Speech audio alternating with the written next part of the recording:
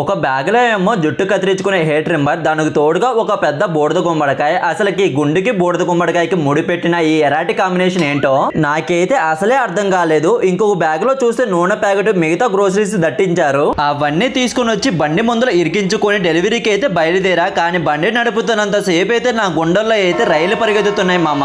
మన ఊరు రోడ్లు చూస్తున్నాము, అద్భుతంగా గుంతలతో డిజైన్ వేసి ఉన్నాయి కదా. ఆ గుంతలో బండి ఎగరేసినప్పుడల్లా నా ప్రాణాలు పైకి పోయి కిందకు వస్తున్నాయి. పొయ్యిలో నుంచి తీసి అగ్గిలో పడినట్టు ఆ గుంతల్లోకి ఎక్కడ ఆ బూడిద గుమ్మడికాయ జారి నా బండి టైర్ కింద పడి మటాస్ అయిపోతుందో అని ఒక చిన్న టెన్షన్. ఆ కస్టమర్ ఇంటికి దిష్టి చేపించుకుందామని అంత పెద్ద గుమ్మడికాయ ఆర్డర్ పెడితే అది కాస్త జారి బండి కింద పగిలింది అనుకో. అత్త సొమ్ము అల్లుడికి దానం చేసినట్టు కస్టమర్ సొమ్ముతో ఫ్రీగా నా బండికి దిష్టి తీసినట్టు అవుతుంది. ఒకవేళ అదే జరిగితే దిష్టి సంగతి దేవుడికి ఎరగా. కస్టమర్ బిల్లు 100 రూపాయలు అయితే నా దగ్గర దానికి డబల్ లాక్కుంటాడేమో. అందుకే ఈ టెన్షన్లు మనకెందుకని బండిని రేసింగ్ బైక్ లాగా కాకుండా ఎడ్ల బండి లాగా తోలుకుంటూ మెల్లగా పోయా. అలాగే